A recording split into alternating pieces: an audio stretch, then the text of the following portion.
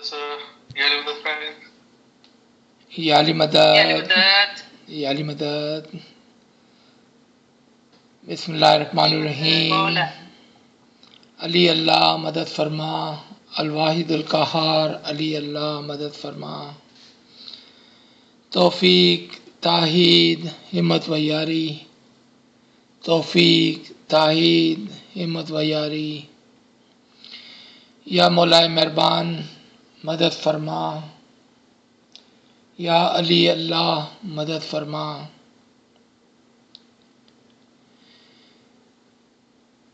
یا رحمان، یا رحیم، یا کریم. علی اللہ مدد فرما. توفیق، تائید، ہمت و یاری. توفیق، تائید، ہمت و یاری. تمام ساتھیوں کو ایک بار پھر یا علی مدد.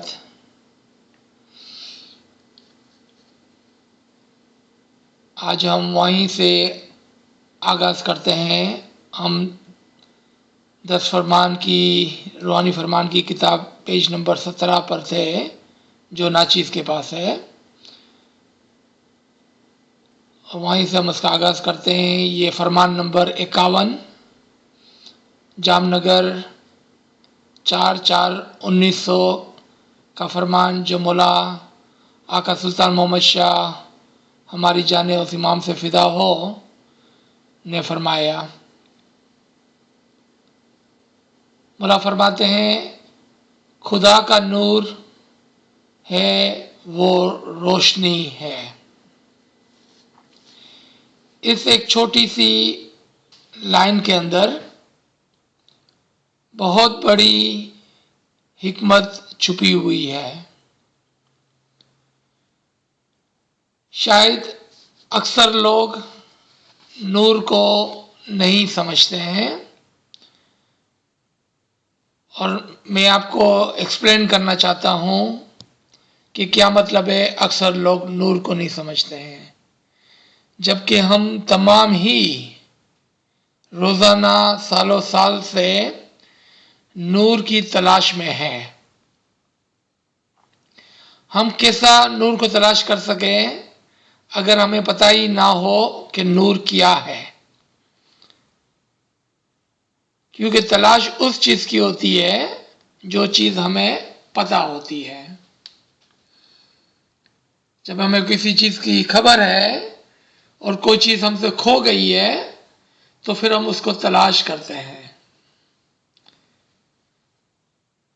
لیکن ناچیز و غریب یہاں پر آپ کو یہ بات کر رہا ہے کہ اکثر لوگ نور کو نہیں جانتے ہیں اور نور کو نہیں سمجھتے ہیں.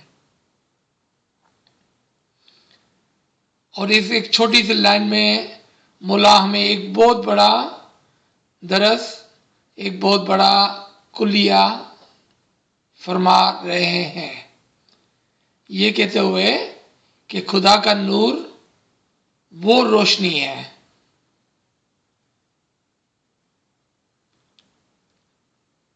آپ دیکھیں کہ خدا کے نور کو ہم جب ڈھونڈتے ہیں، یعنی کہ اسم اعظم کے ذریعے سے، عبادت کے ذریعے سے، تو ہماری توجہ جو ہے وہ ایک ایسے نور کی طرف ہے جس کو ہم آنکھوں سے دیکھ سکیں، اور بس ہم اسی کی تلاش میں ہوتے ہیں. جبکہ آپ نے دیکھا کہ نور خداوند تعالیٰ نے آدم کے کان کے اندر پھونکا تھا، اس کی آنکھ کے اندر نہیں. آپ کو تعجب ہوگا اس بات سے کہ خداوند تعالیٰ نے اپنا نور آدم کے لیے ان کے کان سے پھونکا تھا، جبکہ ہم جس نور کی تلاش کر رہے ہیں وہ آنکھوں کے نور کی تلاش کر رہے ہیں. یعنی کہ ہم ڈھونڈ رہے ہیں کہ ہمیں کوئی چیز نظر آئیں گی. ہاں، یہ بات 100% غلط بھی نہیں ہے، لیکن 100% درست بھی نہیں ہے. یعنی کہ ہمیں اس کو زیادہ سمجھنے کی ضرورت ہے. چونکہ خداوند تعالیٰ نے یہ فرمایا ہے کہ میرا نور جو ہے وہ زمین اور آسمان کا نور ہے. یعنی کہ ان خداوند تعالیٰ کے نور نے تمام آسمانوں کو، تمام زمینوں کو اور ان کے درمیان میں جو بھی ہے تمام چیزوں کو اپنے نور میں گھیرا ہوا ہے. تمام چیزوں کو. اس سے ہم کو ایک بات پتہ چلتی ہے کہ نور صرف آنکھوں کے لیے نہیں ہو سکتا ہے، بلکہ نور جو ہے وہ ہمارے اطراف میں. ایک جگہ پر امام جعفر صادق حضور صلی اللہ علیہ وسلم کی مثال دیتے ہوئے فرماتے ہیں کہ جب حضور صلی اللہ علیہ وسلم صبح کی نماز پڑھنے کے لیے جایا کرتے تھے تو نماز کے بعد ایک بہت ہی عجیب و غریب دعا مانگا کرتے تھے، اور اس کو مولا بیان فرماتے ہیں اور کہتے ہیں کہ آپ بھی اس دعا کو مانگے. اور یہ ہے 16 ڈفرنٹ کائنڈ آف نورس، 16 اطراف کا نور، جو کچھ اس طرح سے ہے: یا اللہ تو ہمارے لیے نور عنایت فرما. اور پھر 16 اطراف کی بات ہے: ہمارے کانوں کے لیے، ہماری آنکھوں کے لیے، ہماری زبان کے لیے، ہمارے دل کے لیے، ہمارے گوشت کے لیے، ہماری رگوں کے لیے، ہماری ہڈیوں کے لیے، ہمارے خون کے لیے، ہماری کھال کے لیے، ہمارے بالوں کے لیے، ہمارے اوپر، ہمارے نیچے، ہمارے دائیں، ہمارے بائیں، ہمارے آگے اور ہمارے پیچھے. یہ 16 قسم کا نور ہو گیا. اب آپ امیجن کریں، سوچیں ذرا کہ وہ نور جو آپ کے کانوں کے لیے مانگا گیا وہ دکھنے والا تو نہیں ہو سکتا ہے. ہاں، جو نور آنکھوں کے لیے مانگا گیا وہ دکھنے والا تھا. پھر وہ نور جو آپ کی زبان کے لیے مانگا گیا وہ بھی دکھنے والا نہیں ہوگا. یعنی کہ کانوں کے لیے جو تھا وہ بولنے والا نور ہوگا، زبان کے لیے جو تھا وہ بولنے والا نور ہوگا، کانوں کے لیے سننے والا ہوگا، آنکھوں کے لیے دیکھنے والا ہوگا. اب آ جائیں آپ دل کا جو نور ہے، جس کی مولا یہاں پر بات کر رہے ہیں کہ خدا کا نور ہے وہ روشنی ہے.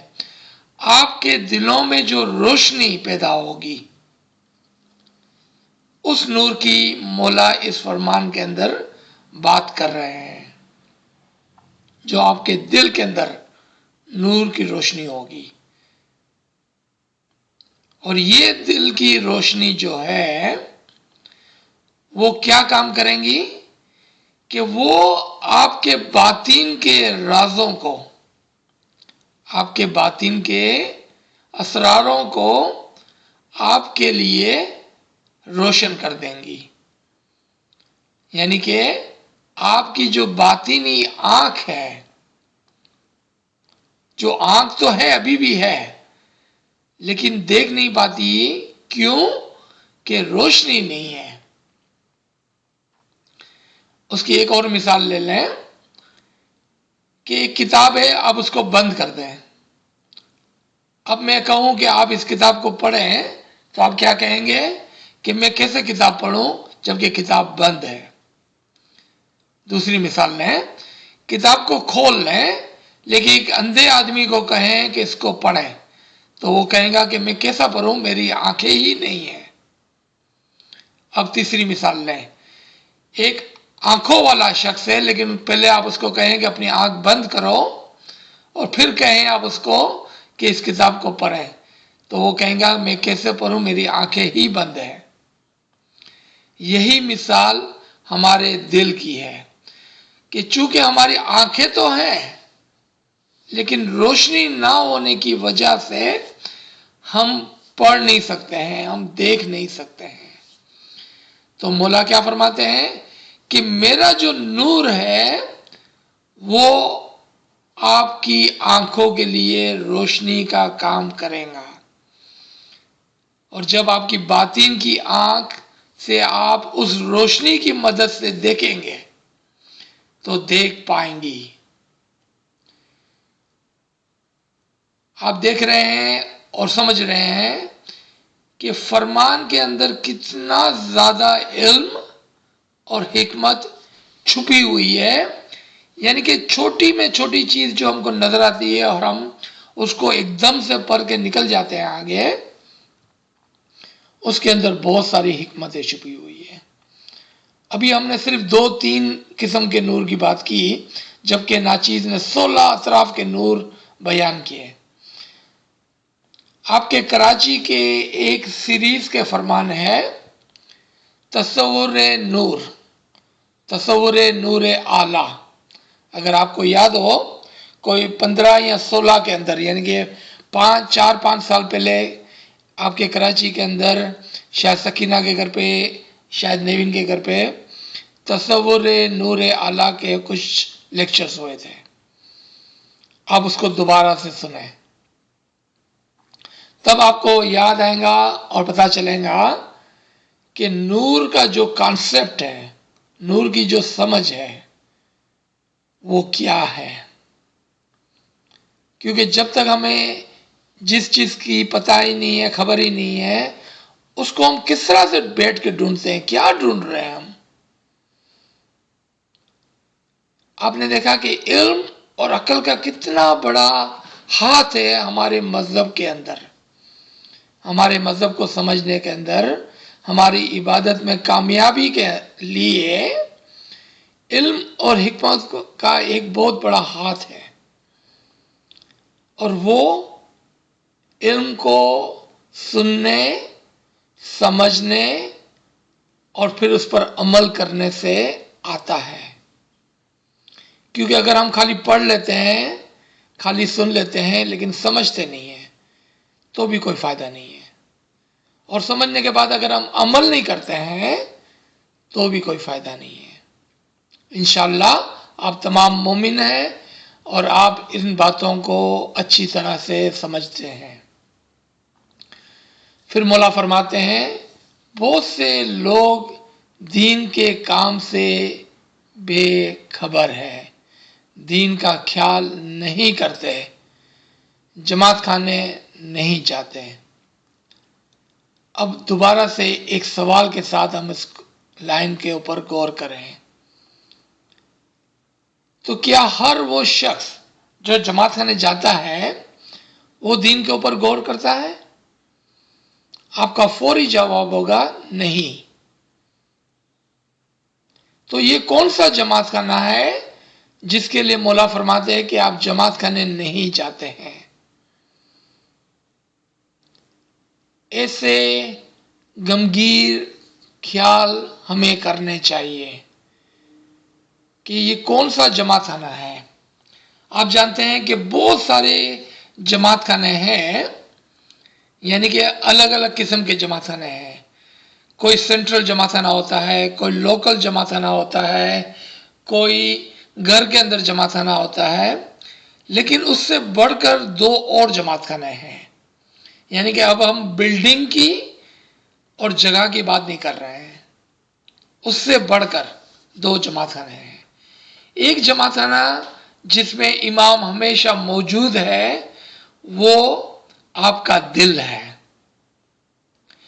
اس جماعت خانے میں جب آپ روشنی کریں گے امام کے علم سے کیوں کہ علم بھی ایک روشنی ہے،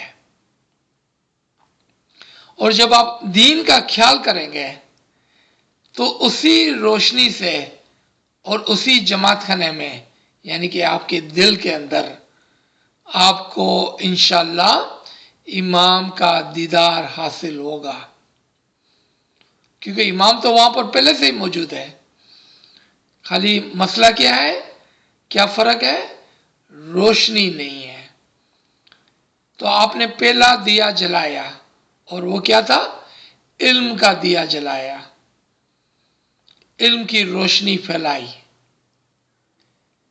تو اس کا مطلب ہے کہ خدا کا نور پہلے پہل کان سے آتا ہے، علم سے آتا ہے، اور اس کا اوپلا اور اعلی سرا جو ہے وہ اسم اعظم ہے، کہ تمام کا تمام علم اور علم کی تمام حقیقتیں اسم اعظم میں چھپی ہوئی ہے. اور وہ اسم اعظم جب امام ہم کو دیتا ہے تو ہم اس کو کانوں سے سنتے ہیں، کانوں سے اپنے دل کے اندر لے آتے ہیں، اور اسی اسم اعظم سے جب وہ روشنی پھوٹتی ہے تو وہ نور تو آلریڈی اسم اعظم کے اندر ہی چھپا کر امام نے آپ کو عنایت فرمایا تھا. اور جب آپ اس کے اوپر علم کا پانی ڈالتے ہیں تو وہ آج سے اسم اعظم بڑا ہوتا جاتا ہے. پھر آپ اس کھیتی کے اندر محنت کرتے ہیں، عبادت کی، عمل کی، گریہ وزاری کی، تسبیحات کی، ریاضت کی، قربانی کی، تو وہ اسم اعظم آپ کا روشن ہو کر آپ کے لیے ایک بہت بڑا فرشتہ بن جاتا ہے، جو فرشتہ پھر آپ کی مدد کرتا ہے اور آپ کو روحانیت کے اندر آج سے آگے بڑھاتا ہے. کیونکہ ایک مرتبہ روشنی ہو جانا کافی نہیں ہے، اس راستے پر پھر آگے بھی چلنا ہوتا ہے، اور وہ ہمارا اسم اعظم جو زندہ اسم اعظم ہوگا وہ یہ کام ہمارے لیے کرے گا. آپ کو تعجب ہوگا کہ یہ ساری چیزیں ہمارے اندر پہلے سے ہی موجود ہے. علم، اسم اعظم، عمل، عبادت، یہ تو پہلے سے ہی ہمارے اندر موجود ہے. تو ہمیں اب اس کے اوپر جو تین چیزیں ہمارے لیے شرط تھی کہ پہلے سننا، پھر سمجھنا اور پھر عمل کرنا، تو ہم نے سن لیا اور انشاءاللہ ہم نے سمجھ بھی لیا. اب اس کے اوپر ہمیں عمل کرنے کی ضرورت ہے، پریکٹس کرنے کی ضرورت ہے اس سمجھ کے ساتھ. تو جب مولا نے فرمایا کہ بہت سارے لوگ دین کے کام میں بے خبر ہے، یہی وہ بے خبری ہے جو اندھیرے کا کام کرتی ہے، کیونکہ بے خبری ہی ہے. اب آپ اگر اس کی پہلی لائن کو اور دوسری لائن کو دیکھیں گے تو آپ کو سمجھ میں آ جائے گا کہ مولا کیا فرماتے ہیں. تو ناچیز آپ کے لیے یہاں پر پڑھ دیتا ہے. خدا کا نور ہے، وہ روشنی ہے، بہت سے لوگ دین کے کام میں بے خبر ہیں، یعنی کہ بہت سارے لوگ دین کے کام میں اندھیرے میں ہیں، دین کا خیال نہیں کرتے ہیں، یعنی کہ اس روشنی کو جو اس کے اندر امام نے عنایت فرما دی ہے اس لائٹ کو ٹرن آن نہیں کرتے ہیں. بتی تو لگی ہوئی ہے لیکن آن نہیں ہے، یعنی کہ اپنے عالم شخصی کے اپنے اندر کے جماعت خانے میں نہیں آتے. اب مولا اس کا ایک طریقہ بتاتے ہیں کہ کس طرح سے ہم اس لائٹ کو آن کریں، کس طرح سے ہمارے دل کے اندر روشنی پیدا کریں. اس کا ایک طریقہ بتاتے ہیں، اس میں آپ کو تعجب ہوگا، اور انشاءاللہ آج آپ کو ایک بہت ہی زبردست چیز سمجھ میں آئیں گی۔ یہ چیز آپ کے لیے نہیں ہوگی، آپ جانتے ہیں اس کو، پہلے بھی سنا ہے آپ نے، لیکن آج انشاءاللہ واضح ہو جائیں گی جو اس لائن کے اندر ہے۔ دنیا میں 5 کام نہیں کرو گے تو پھر تمہیں شک پیدا نہیں ہوگا۔ ہم جانتے ہیں کہ تمہیں شک ہوتا ہے، مگر یہ 5 کام چھوڑ دو تو پھر شک نہیں ہوگا۔ اب ہم اپنے آپ سے سوال کریں، سب اپنی اپنی جگہ پر اپنے آپ سے سوال کریں کہ ہمیں کیا شک ہے بھائی؟ ہم کون سا شک کر رہے ہیں؟ کس بات میں ہم کو شک ہے؟ شک کا الٹا کیا ہے؟ اس کا برعکس کیا ہے؟ یقین ہے۔ شک کا الٹا یقین ہے۔ جب ہم کہتے ہیں کہ آپ کو شک نہیں ہے تو آپ کیا کہیں گے؟ کہ ہمیں یقین ہے۔ تو مولا یہاں پر کیا فرما رہے ہیں؟ کہ تمہیں یقین نہیں ہے۔ کیا یقین نہیں ہے ہمیں؟ یقین نہیں ہے، اس کا مطلب ہم کو شک ہے۔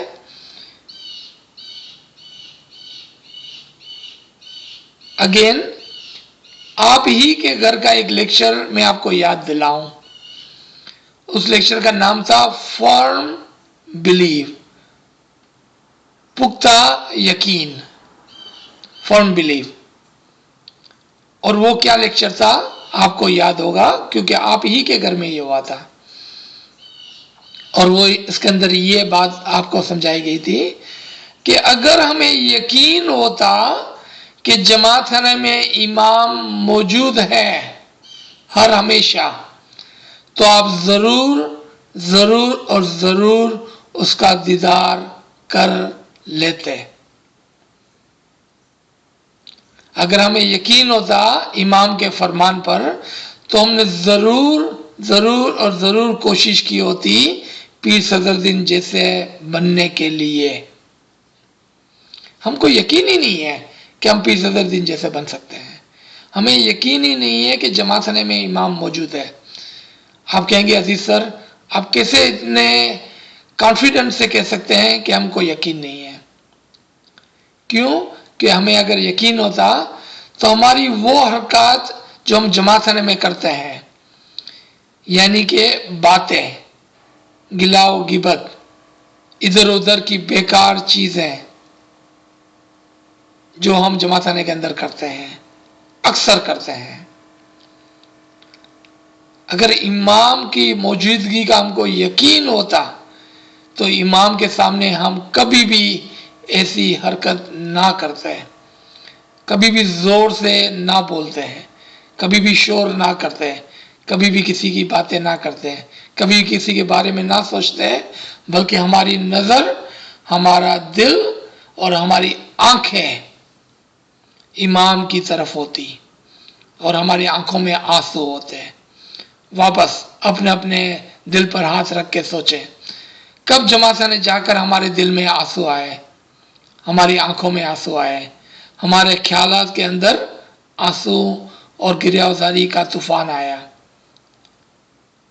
پتہ ہے کیوں نہیں آیا؟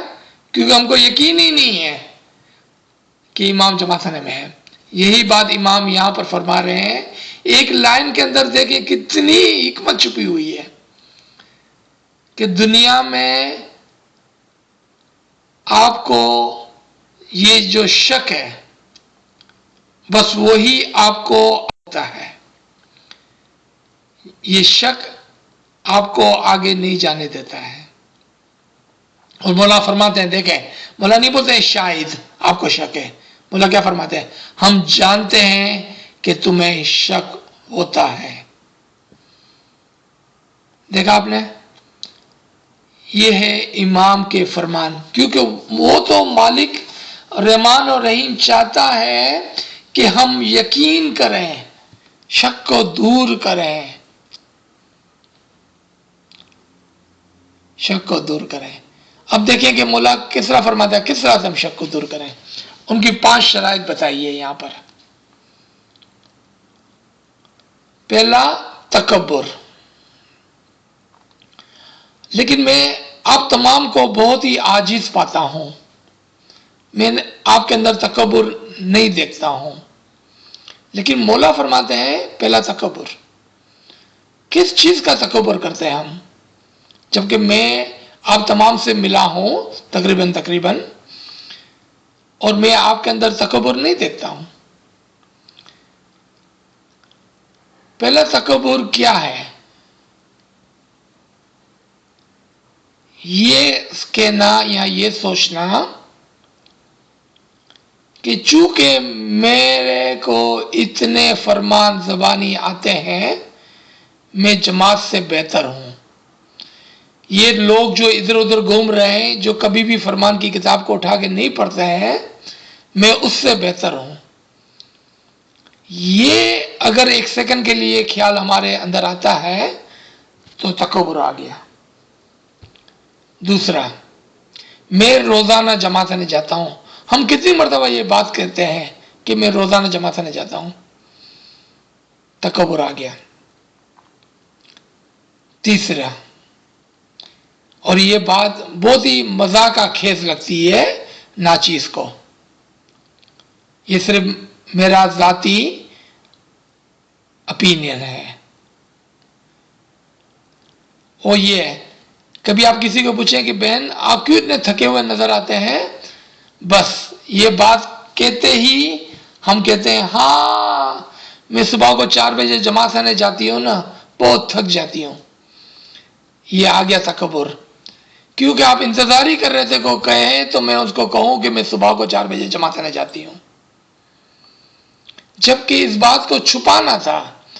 یعنی کہ جو اچھے اعمال آپ نے دین کے حق میں کیے ہیں، امام کی راہ میں کیے ہیں،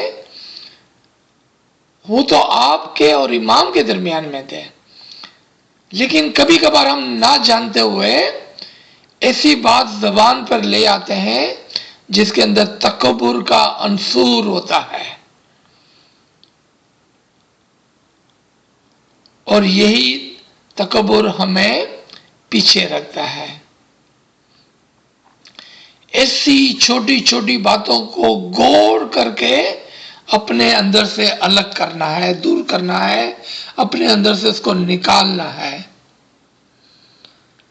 کیونکہ اگر آپ نے اس کو اپنے اندر رکھا تو پھر آپ کبھی بھی اس پختہ یقین کے اوپر نہیں پہنچ سکیں گے۔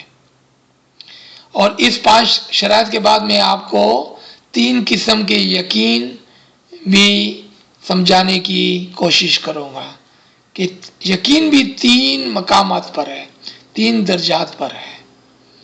مولا فرماتے ہیں دوسرا، جھوٹ بولنا۔ انشاءاللہ میں آپ کو جھوٹ بولتا ہوا بھی نہیں پاتا ہوں، تو پھر یہ کون سا جھوٹ ہے؟ یہ کون سا جھوٹ ہے جو مولا کہتے ہیں کہ آپ نہ بولیں؟ کیونکہ جھوٹ بھی بہت قسم کے ہو سکتے ہیں۔ ایک وہ جھوٹ جو آپ زبانی بولتے ہیں، ایک وہ جھوٹ جو آپ اپنے ایکشن سے بولتے ہیں، یعنی کہ اپنے کاموں سے آپ ایک جھوٹ بولتے ہیں،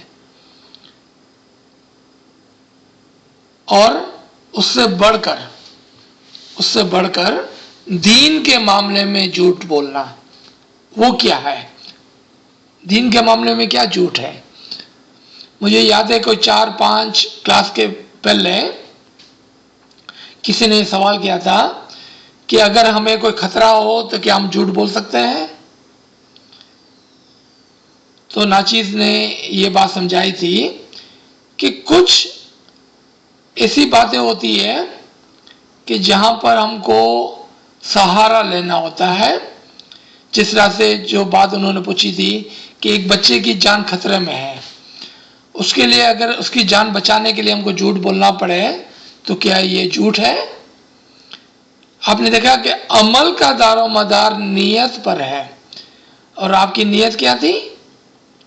اس بچے کی جان بچانا۔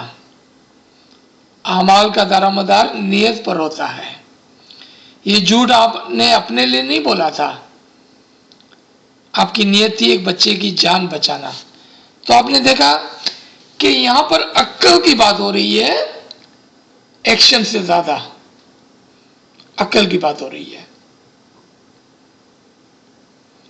تو دین کے بارے میں جو جھوٹ ہے وہ کیا ہے؟ وہ یہ ہے کہ میں نے 3 ٹائم کی دعا پڑھ لی، میں نے پوری سارا برا پرسن دسم دے دی، اور میں نے اپنی شریعت کو نبھا لیا. اور آپ سمجھتے ہیں کہ یہ سچ ہے. ایکچولی یہ سچ نہیں ہے، یہ جھوٹ ہے. کیوں؟ کہ ہمارے مذہب میں شریعت سے زیادہ بڑھ کر ہمارا مذہب باطنی اور عقلانی ہے. اور یہ میں نہیں کہتا ہوں، یہ امام فرماتے ہیں کہ ہمارا مذہب باطنی ہے اور عقلانی ہے. آپ ایک فرمان لا کر دکھائیں مجھے جہاں پر مولانا فرمایا ہو کہ ہمارا مذہب شریعتی ہے. اب کیا جھوٹ ہو گیا کہ ہم صرف شریعت کو نبھاتے ہیں اور کہتے ہیں کہ ہم نے مذہب کو نبھایا، ہم نے مذہب کو پال لیا. یہ کہنا ہی، یہ سوچنا ہی. ریممبر کہ بہت ساری چیزیں ہم اپنی زبان سے نہیں کہتے ہیں، ہم اپنے ایکشن سے کہتے ہیں. یہ کہنا اور یہ سوچنا ہی جھوٹ ہے. دیکھا آپ نے؟ واپس دیکھیں اوپر کی ایک لائن کو غور سے دیکھیں. کیا مولا فرماتے ہیں کہ بہت سے لوگ دین کے کام میں بے خبر ہیں، دین کا خیال نہیں کرتے ہیں. یہ بات دین کا خیال کرنا. کیا آپ سوچیں کہ کیا ہمارا مذہب ہے اور کیا حقیقت ہے؟ اور ہم یہ کہتے ہوئے کہ ہم نے 3 ٹائم دعا پڑھ لی تو ہم نے اپنے مذہب کو پال لیا. یہ بہت بڑا جھوٹ ہے. تیسرا، دشمنی. واپس ایک ایسی بات جو میں اور ہم آپس میں ایک دوسرے کے لیے نہیں دیکھتے ہیں. ہم نہیں دیکھتے ہیں کہ ہم کوئی بھی کسی سے دشمنی کر رہے ہیں، اور اگر کر رہے ہیں تو شاید ہمیں پتہ نہیں ہے. دشمنی کیا ہے؟ کسی کو کسی کا حق نہ دینا. اور کبھی کبھار وہ حق کیا ہے؟ یعنی کہ ہم دنیا کے حق کی بات نہیں کرتے ہیں کہ کسی کا مال کھا لیا، کسی کا حق نہیں دیا. ہم وہ بات نہیں کرتے ہیں. ہمارے کچھ حقوق ہیں اللہ کی طرف، ماں باپ کی طرف، بھائی بہنوں کی طرف، دوستوں کی طرف، جماعت کی طرف اور انسانیت کی طرف.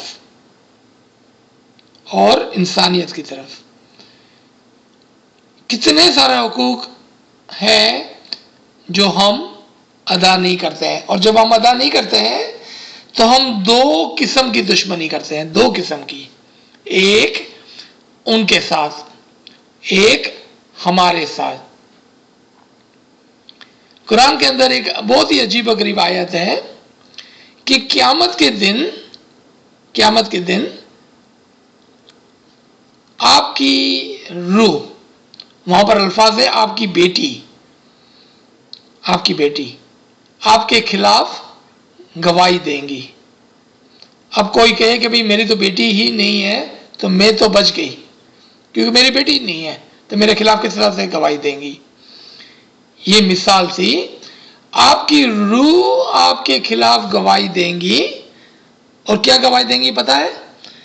کہ آپ نے مجھے کس جرم میں اپنے اندر قید کیا ہوا تھا اور اپنے اندر زندہ دفنا دیا تھا. غور سے سنیں اس کو. آپ نے کس جرم میں مجھے اپنے اندر زندہ دفنا دیا تھا. یہ آپ کی روح آپ کے خلاف گواہی دیں گی. آج اگر ہم اپنی روح سے دشمنی کرتے ہیں، یعنی کہ اپنی روح کو نجات نہیں دلاتے ہیں، تو یہ ہماری دشمنی ہو گئی ہماری روح کے خلاف.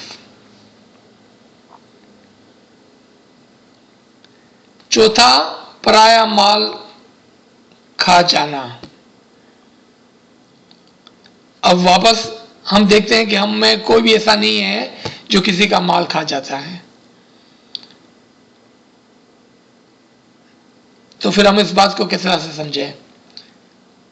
اس کے لیے واپس کچھ مثالوں کو سامنے رکھتے ہیں. جب ہم کچھ کرتے ہیں دوسروں کے لیے، یعنی کہ کسی کی مدد کرنا، اب چاہے وہ اپنے کام سے ہو، اپنی عقل سے ہو، اپنے پیسوں سے ہو، اپنے وقت سے ہو، اگر ہم اس میں سے کوئی بھی کام نہیں کرتے ہیں تو ہم نے دوسرے کا مال کھا لیا. کیونکہ خداوند تعالیٰ نے ہم کو ایک طاقت دی تھی اور اس طاقت کے ساتھ ایک امانت دی تھی. اور ریممبر، یاد رکھیں کہ امانت کھا جانا ہی دوسروں کا مال کھا جانا ہے. اور وہ ہمارے پاس کیا امانت ہے؟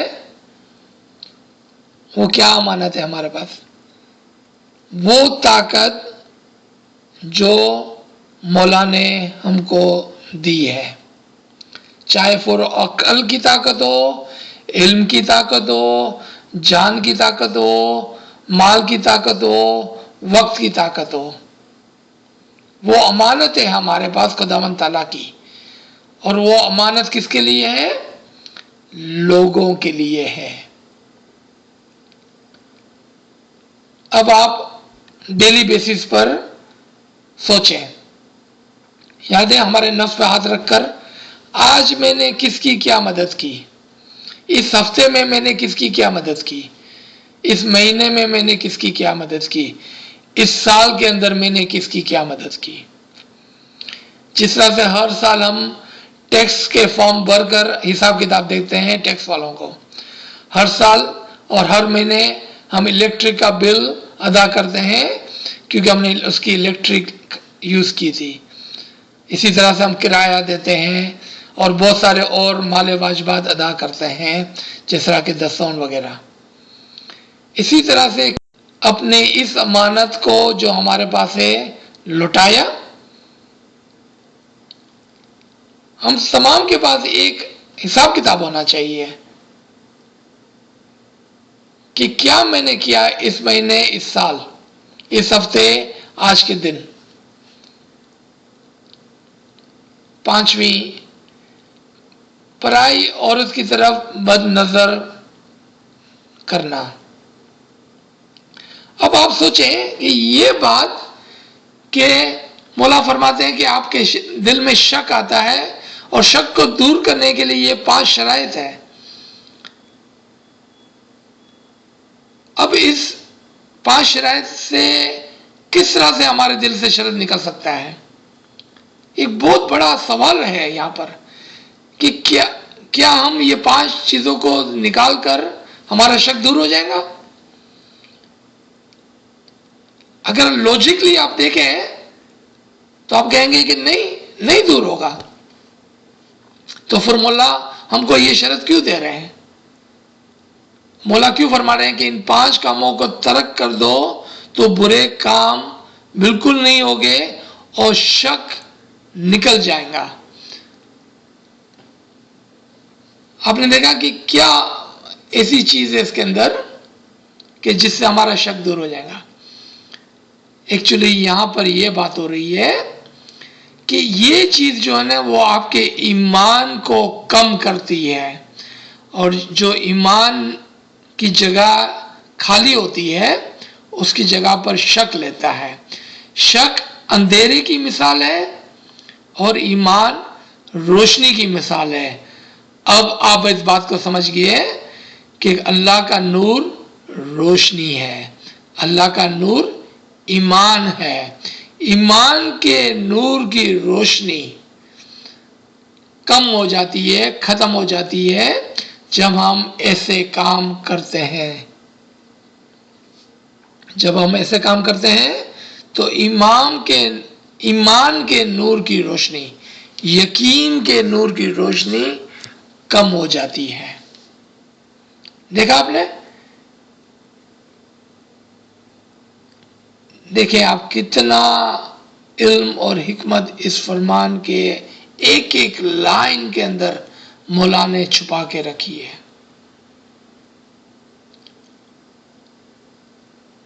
مولا فرماتے ہیں ایسا ہو سکے بعد تمہارا دل صاف ہوگا. اگر آپ یہ چیزوں کو سوچ سمجھ کے اپنے اندر سے نکال دیتے ہیں تو آپ کا دل صاف اور شفاف ہو جائے گا.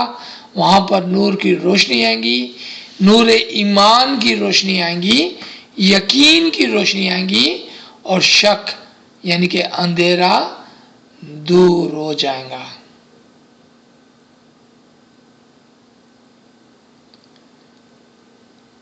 آگے مولا فرماتے ہیں تکبر کرنا چھوڑ دو تو ایمان سلامت رہے گا. جو بھی آپ کو ناچیز نے سمجھایا مولا یہی بات یہاں پر کر رہے ہیں. تکبر کرنا چھوڑ دو، ایمان سلامت رہے گا. ایمان کے نور کی روشنی آپ کے اندر زندہ ہو جائیں گی. یہ سلامتی کے ورڈ کے اندر چھپا ہوا ہے. تکبر خراب چیز ہے. اب دیکھیں مولا کچھ مثالیں دیتے ہیں. معاویہ نے حضرت علی کے سامنے تکبر کیا. کیا تکبر کیا تھا؟ کہ میں مولا علی کے برابر ہوں، یہ تکبر کیا تھا. یزید نے امام حسین نے تکبر کیا تھا. کیا تکبر کیا تھا؟ کہ میں امام حسین کے برابر ہوں. یعنی کہ وہ امام کو ایک انسان سمجھتے تھے، اور انسان کے ناطے وہ بھی انسان تھا، یہ بھی انسان تھا، اور اس کو اپنے برابر سمجھتا تھا اور تکبر کرتا تھا. یہاں پر ہمیں سمجھ میں آتا ہے کہ جو شخص امام کو انسان سمجھتا ہے اس کی مثال معاویہ اور یزید جیسی ہے. کیونکہ امام نور ہے اور امام ہی علی اللہ ہے. اس کو انسان سمجھنا ہی ہماری مثال معاویہ اور یزید جیسی ہو جاتی ہے، کیونکہ وہ بھی یہی سمجھتے تھے کہ وہ ہمارے جیسا انسان ہے. پھر مولا فرماتے ہیں خدا سے خیال باندھے تو انسان فرشتے بنے. خدا سے ہم کس طرح سے خیال باندھیں گے وہ ہم نے پہلے ہی یاد کر لیا ہے اور سوچ سمجھ لیا ہے. یعنی کہ تسبیحات، گریہوزاری، ذکر، دعا، عبادت، یہ تمام علیحدہ علیحدہ ذریعے ہیں امام کو یاد کرنے کے اور امام سے خیال باندھنے کے. انسان اول پتھر تھا، پھر درخت بنا، حیوان بنا، بندر ہوا، اس کے بعد انسان بنا. اب یہاں پر ہم نے اس بارے میں بہت ڈسکشن کیے ہیں پہلے. تو کیا اس لائن پر کوئی ہے موجود جو بیان کر سکے کہ کیا بات ہوئی تھی اور ہم نے کیا سمجھا تھا؟ کیا یہ کوئی ری انکارنیشن کی بات ہو رہی ہے، جنم جنم کی بات ہو رہی ہے، یہاں اور کوئی بات ہو رہی ہے؟ یہاں پر اگر کسی کو یاد ہے تو انمیوٹ کر کے کہے، اگر نہیں تو پھر ناچیز یہاں پر دوبارہ سے اس بات کو سمجھانے کی کوشش کرے گا. جی کون ہمت کرنا چاہتا ہے؟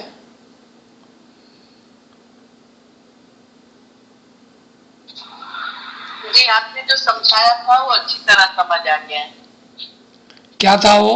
اس کو واپس کر وہ انسان پتھر تھا پھر درخت بنا، یہ سب آپ نے بہت اچھی طرح سمجھایا تھا اور سمجھ میں آ گیا. جی تو کس طرح سے ہم پہلے پتھر تھے؟ کوئی مثال؟ بچہ جب پیدا ہوتا ہے تو وہ ہل جل نہیں کر سکتا، بالکل پتھر کی مثال ہے. سبحان اللہ سبحان اللہ. پھر درخت کی مثال؟ جی پھر وہ تھوڑا ہل جل کرتا ہے، تھوڑی سی اس میں ڈیولپ ہوتے ہیں اس کے سینسز تھوڑے تھوڑے، تو وہ ہل جل کرنے لگتا ہے، تو وہ درخت کی مثال ہے. سبحان اللہ. ایک جگہ ہوتا ہے لیکن کے پانچ پیر چلاتا ہے، اور اس کے بعد اس میں وہ چار پیر سے چلتا ہے تو جانور کی مثال ہے. پھر وہ 2 پیر سے چلتا ہے، پھر جا کر وہ انسان بنتا ہے. اس کے بعد انسان کے بعد اچھے اعمال کرے تو وہ فرشتہ، اچھی عبادت کرے، اچھے اعمال کرے یقین کے ساتھ، تو پھر وہ فرشتہ اور پھر اس سے بھی آگے بڑھتا ہے. سبحان اللہ، سبحان اللہ، سبحان اللہ. بہت خوب، بہت خوب، بہت خوب. تو مولا فرماتے ہیں کہ پہلے ہم پتھر کی طرح تھے، پھر ہم درخت بنا، پھر حیوان بنا، پھر بندر بنا. یعنی کہ ہم نے پہلے بچہ جو صرف اپنے ماں باپ کی اور اپنے اطراف کے لوگوں کی نقل کرتا ہے، کیونکہ وہ سمجھتا نہیں ہے کہ کیا کر رہا ہے، بس وہ نقل کرتا ہے، اور وہ بندر کی مثال ہے. اس کے بعد انسان بنتا ہے، یعنی کہ اس کے اندر شعور آتا ہے، لوجک آتا ہے. انسان سے پھر فرشتہ بنے اور اس سے بھی زیادہ بلند ہو. دوبارہ حیوان بھی بنتا ہے، پتھر بھی بنتا ہے. کس طرح سے حیوان بنتا ہے؟ اگر وہ صرف کھاتا پیتا ہے اور حیوان کی حرکتیں کرتا ہے اور انسان جیسی کوئی حرکت نہیں کرتا ہے، اس کا مطلب ہے کہ انسان کی حرکات جو ہے اس کا تعلق روح اور عقل سے ہے. حیوان کا جو تعلق ہے اس کا تعلق جو ہے وہ صرف جسم سے ہے. یہ سب اپنے اختیار میں ہے. یہ بات نصیب پر منحصر نہیں ہے. کوئی نہیں کہہ سکتا کہ میرے نصیب میں ہوگا تو میں فرشتہ بن جاؤں گا، اور میرے نصیب میں ہوگا تو میں جانور بن جاؤں گا. نہیں، یہ ہمارے ہاتھ میں ہے. سبحان اللہ. تو اس بات کو چونکہ ہم اچھی طرح سمجھ گئے ہیں تو یہاں سے ہم آگے بڑھتے ہیں.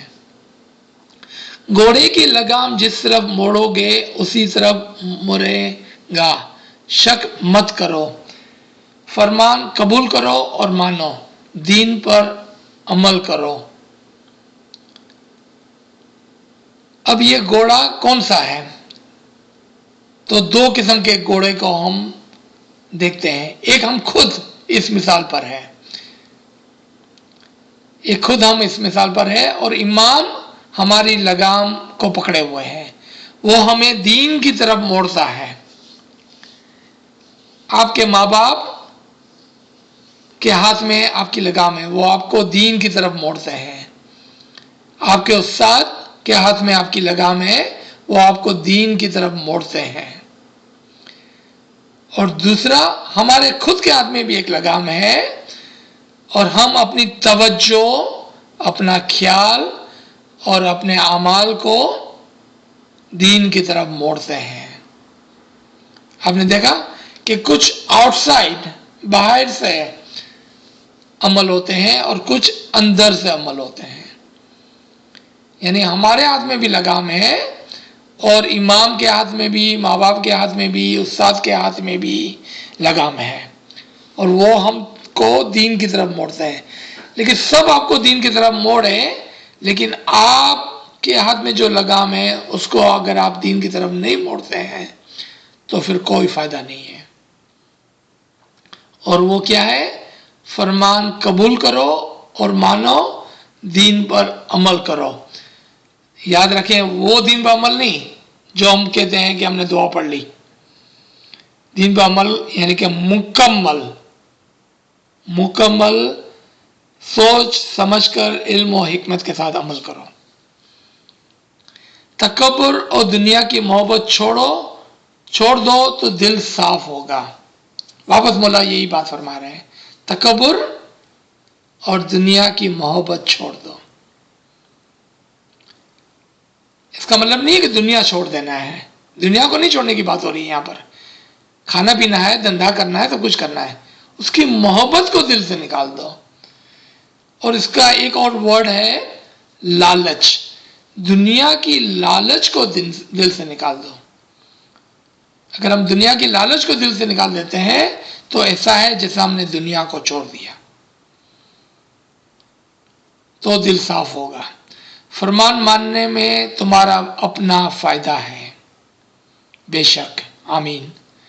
گاؤں کے تمام لوگ ہمیشہ جماعت خانے میں جائیں، گنان پیر کے کلام سنے، بولے، خیال کرے، مجلس کرے اور گنان کے معنی نکال کر واقفیت حاصل کرے. آپ سمجھ گئے کہ یہ یہاں پر جو بات ہو رہی ہے کہ جس جگہ پر مولا تھے تو اس گاؤں کی بات کر رہے ہیں. اب آپ کو یاد ہوگا 4 قسم کے فرمان. تو آج اگر ہم گاؤں میں نہیں رہتے ہیں اور شہر میں رہتے ہیں، یہاں جس شہر میں رہتے ہیں وہاں جماعت خانہ ہی نہیں ہے، تو پھر یہ فرمان کس طرح سے ہم پر لاگو ہوگا؟ تو آپ کو یاد ہوگا کہ کچھ فرمان وقت کے اندر اور کچھ فرمان جگہوں کے اندر قید ہوتے ہیں. تو ہمارے لیے کس طرح سے لاگو ہوگا؟ ہم اپنے دل کے جماعت خانے میں جائیں گے اور اپنے دل کے اندر گنان کو، فرمان کو اور دوسری چیزوں کو کر کے، اس سے واقفیت حاصل کر کے، اس کی خبر کر کے، اس کا علم لے کر اور اس پر عمل کریں گے. عقل مند خیال کرے اور ہمارے فرمان پر عمل کر کے معنی نکالے. نادان ہے وہ ہمارے سخن، یعنی کہ ہماری بات کو، ہمارے بولنے کو چھوڑ دیتا ہے اور خراب ہو جاتا ہے. دیکھا یہاں پر. اور عقل مند کون ہوگا؟ جس کے پاس علم اور حکمت ہوگی، کیونکہ علم اور حکمت کے بغیر کسی شخص کو ہم عقل مند نہیں کہہ سکتے ہیں. عقل مند کی نشانی ہی یہی ہے کہ آپ کے پاس علم اور حکمت ہو، اور علم اور حکمت کے بغیر آپ عقل مند نہیں ہو سکتے ہیں، اور نہ ہی آپ عقل مند ہوئے بغیر فرمان کے معنی نکال سکتے ہیں، اور نہ ہی فرمان کے معنی نکالے بغیر آپ فرمان پر عمل کر سکتے ہیں. آپ نے دیکھا ہے یہ تمام کا تعلق ایک دوسرے کے لیے ہے، جس کو ہم اردو کے اندر کہتے ہیں ایک دوسرے کے لیے لازم و ملزوم ہے، انگلش میں کمپلسری. یہ آپس کے اندر جڑے ہوئے ہیں، یہ کمپلسری ہے. جو گاؤں جماعت خانے کے بغیر ہو وہاں جماعت خانہ بنا کر وہیں دعا پڑھو. واپس یہ فرمان ہم سمجھ گئے کہ وہ ایک جگہ کے اوپر کی بات ہو رہی ہے. دعا جماعت خانے کے ساتھ پڑھو، گھر پر پڑھنے کا کوئی فائدہ نہیں ہے. اب یہاں پر بڑا مسئلہ پیدا ہو گیا ہمارے لیے آج کہ مولا بولتے ہیں گھر پر پڑھنے سے کوئی فائدہ نہیں ہے، جبکہ ہم تو 6 مہینے سے دعا گھر کے اندر پڑھ رہے ہیں. یہ تو مسئلہ پیدا ہو گیا. کیا کریں گے ہم؟ امام کا فرمان مان کر جماعت خانے جائیں اور مکھی صاحب سے لڑیں گے، کاؤنسل سے لڑیں گے، گورنمنٹ سے لڑیں گے؟ کس سے لڑیں گے ہم؟ کس طرح سے اس فرمان کے اوپر عمل کریں گے؟ کیونکہ اگر ہم شریعتی ہوتے ہیں تو ہم بھاگتے ہیں مسجد کی طرف، چاہے گورنمنٹ منع کرے، چاہے کوئی بھی منع کرے، چاہے مولانا منع کرے کہ مکھی منع کرے، ہم تو لڑ کے پہنچیں گے مسجد کے اندر نماز پڑھنے کے لیے. اب کیا کریں گے اس فرمان کا؟ مولا فرماتے ہیں کہ دعا جماعت خانے کے ساتھ پڑھو، گھر پر پڑھنے کا کوئی فائدہ نہیں ہے. کیا مطلب ہے؟ اگین آپ سمجھ گئے کہ کچھ فرامین جو وقت اور جگہ کے مطابق ہوتے ہیں، اس کو آج ہمارے اس وقت میں، اس کنڈیشن میں، اس ایونٹ کے اندر آپ اس کو اپلائی نہیں کر سکتے ہیں. جیسا کہ مولا کا فرمان ہے کہ آپ افریقہ سے نکل جائیں، اگر آج ایسا کوئی کرتا ہے تو امام کی نافرمانی ہوگی. لیکن 1974 کے اندر یہ فرمان کو جس نے نہیں مانا وہ نافرمان تھا. آج مولا نے فرمایا کہ آپ دوبارہ اپنے گھروں کو لوٹ جائیں، وہاں پر اپنا گھر بنائیں. تو دیکھا وقت کے اندر فرمان بدلتے رہتے ہیں، جگہ اور زمانے کے لحاظ سے فرمان بدلتے رہتے ہیں. دعا گھر پر پڑھنے سے بھول جاؤ گے تو حیوان ہوگے، حقیقت کو نہیں پہنچ سکو گے. جماعت خانے میں دعا پڑھنا نہیں جاؤ گے تو آہستہ آہستہ بھول جاؤ گے اور اصل حیوان کے ساتھ جا ملو گے. تو یہاں پر انشاءاللہ ہمیں دعا یاد ہے اور ہم امام ہی کے فرمان کے مطابق گھروں کے اندر آج دعا پڑھ رہے ہیں. اور انشاءاللہ ہمیں اپنی دعا، اور یہ دعا صرف وہ دعا نہیں ہے جو ہم 3 وقت پڑھتے ہیں، بلکہ تمام دعائیں ہم کو یاد ہے انشاءاللہ. انسان کا مقصد یہ ہے کہ اصل مقام پر پہنچے. دین کے کام میں غافل ہوگے تو نہیں پہنچ سکو گے، حیوان ہو جاؤ گے اور حیوان کی جگہ پر پہنچو گے. اب یہاں پر تھوڑا سا 2 منٹ کے لیے سوچنے کی ضرورت ہے. انسان کا مقصد یہ ہے کہ اصل مقام پر پہنچو. اصل مقام کون سا ہے؟ جہاں سے ہماری روح آئی ہے. ہماری روح کہاں سے آئی ہے؟ امام سے آئی ہے. تو ہمیں کہاں پر پہنچنا ہے؟ امام کے اندر پہنچنا ہے. فنا فی امام ہونا ہے. اور فنا فی امام ہونے کے لیے کس چیز کی ضرورت ہے؟ اپنے آپ کی نفی کرنا. جب ہم اپنے آپ کو ختم کر دیتے ہیں، ہٹا دیتے ہیں، قربان کر دیتے ہیں، اپنی ذات کی نفی کرتے ہیں، تب جا کر ہم امام کے اندر ایک ہو جاتے ہیں. دین کے کام میں غافل نہیں ہونا، کیونکہ غفلت جو ہے وہ جہالت کی نشانی ہے اور روشنی علم کی نشانی ہے. غافل ہوگے تو تم نہیں پہنچ سکو گے، یعنی کہ جہالت کرو گے تو نہیں پہنچ سکو گے. اور جہالت میں کہاں پہنچتا ہے انسان؟ وہ حیوان بن جاتا ہے، یعنی کہ صرف کھاتا پیتا ہے، سوتا ہے اور آخر میں مر جاتا ہے. بس یہ حیوان کی مثال ہے. مولا آگے فرماتے ہیں تم کتنے عرصے غافل رہو گے. یہ مولا نے اپنے اس جامع میں بھی فرمایا ہے. How long will you be ignorant؟ آپ کتنے عرصے تک جہالت کے اندر رہو گے، یعنی کہ اندھیرے کے اندر رہو گے. جہالت کا مطلب اندھیرا ہے، جہالت کا مطلب بے علمی ہے، جہالت کا مطلب دین کو نہ سمجھنا ہے، جہالت کا مطلب امام کو نہ پہچاننا ہے. اپنا دن مضبوط رکھو تو تم اصل مقام پر پہنچ سکو گے. تم ایک گاؤں سے دوسرے گاؤں جانا چاہتے ہوگے تو اٹھ کر چلو گے تب پہنچ سکو گے. اور یہی مثال ہماری ہے کہ اگر ہم اصل میں واصل ہونا چاہتے ہیں، اگر ہم امام کو پہچاننا چاہتے ہیں، غفلت سے دور ہونا چاہتے ہیں، تو ہمیں محنت کرنی ہوگی. آج صبح کو ہی میری ایک بہن مجھ سے پوچھتی تھی کہ کتنی محنت کرنی ہوگی، تو مولا نے ہم کو بتایا 2 سے 4 گھنٹہ روزانہ علم کے بارے میں سوچو. 2 سے 4 گھنٹہ روزانہ علم کے بارے میں سوچو. اتنی محنت کرنی ہوگی ہم کو.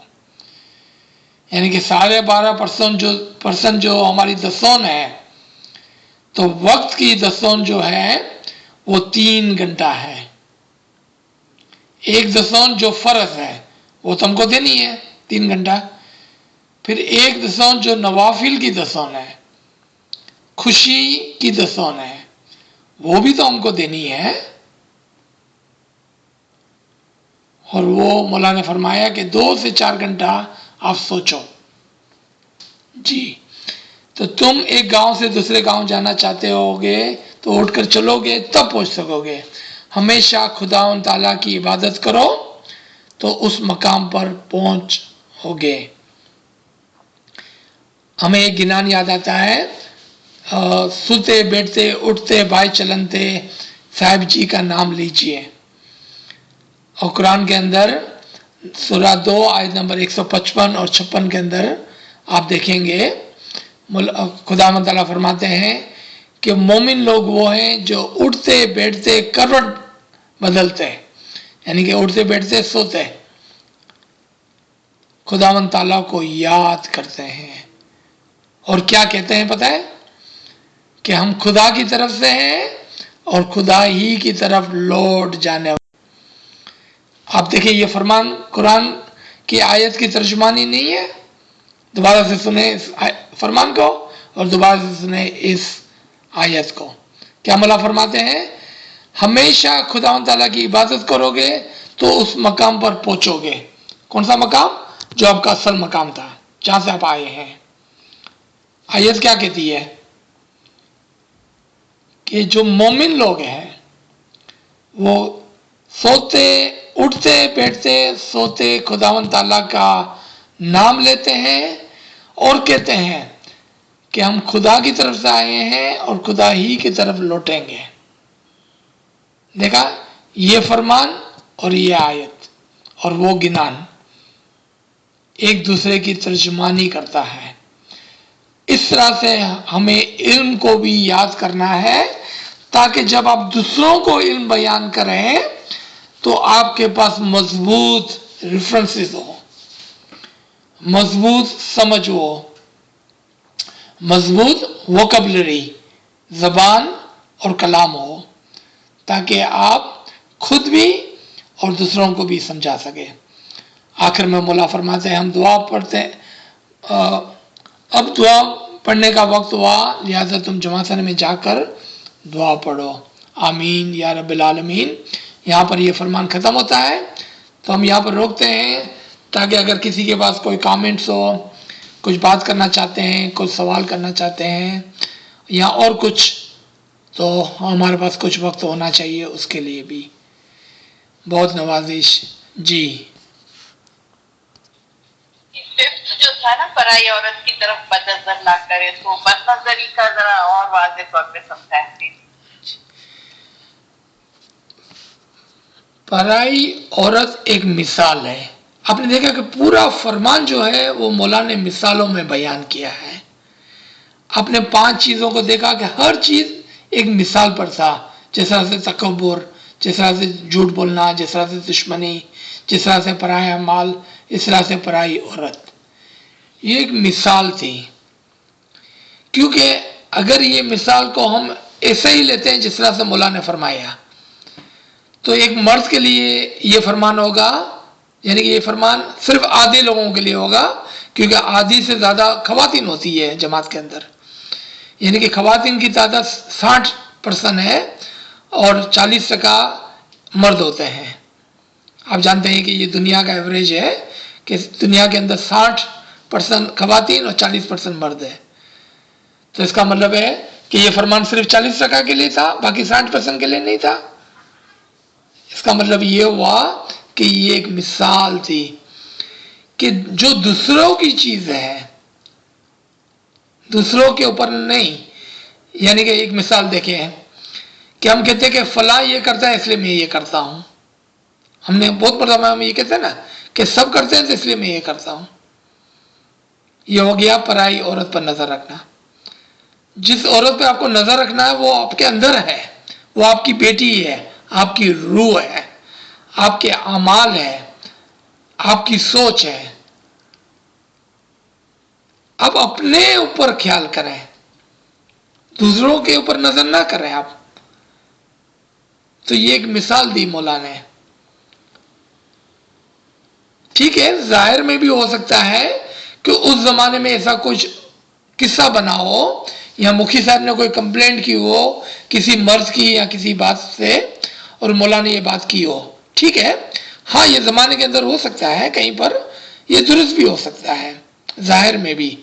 لیکن چونکہ فرمان سینکڑوں سالوں کے اوپر محیط ہوتا ہے تو پھر ہم اس کو آگے جا کر کس طرح سے اپلائی کریں گے، انلیس کہ ہم اس کو سمجھیں کہ یہاں پر امام نے ایک مثال دی ہے اور اس کے پیچھے ایک ممثول ہے، ایک حقیقت چھپی ہوئی ہے. اور وہ یہ تھی کہ آپ یہ نہ کہیں کہ بھئی یہ کرتا ہے تو میں کرتا ہوں. تو یہ ہوا پرائی عورت پر نظر کرنا، یا دوسرے کے مال کے اوپر بد نظری کرنا. اگین یہ دوسروں، یعنی کہ دیکھا 2 طرح ہو گیا کہ وہ کچھ کرتا ہے تو میں کرتا ہوں، یا اس کے پاس ہے تو میرے پاس کیوں نہیں ہے. یہ بھی بد نظری کہلاتی ہے، پرائے عورت پر نظر کرنا کہلاتا ہے کہ اس کے پاس ہے تو میرے پاس کیوں نہیں ہے. یہ بے نظری ہو گئی، بد نظری ہو گئی، دوسروں کے عورت کی طرف نظر کرنا. جی ہاں، اس سے بڑی اچھی سمجھ آئی. جی شکر الحمدللہ. اور کوئی ماشاءاللہ ماشاءاللہ میرا بھی یہی کوشچن تھا. شکر الحمدللہ. بہت اچھی طرح جو ہے نا وہ واضح کر دیا. شکر الحمدللہ. اور کوئی سوال یا کامنٹ؟ اگر نہیں تو ہمارا وقت یہاں پر تمام ہوتا ہے. انشاءاللہ جلدی ہی ملاقات ہوگی. تمام ساتھیوں کو یا علی مدد، ملا تمام کو اپنے امن و امان میں رکھیں. یا علی مدد، یا علی مدد، یا علی مدد، یا علی مدد، آمین. یا علی مدد، یا علی مدد.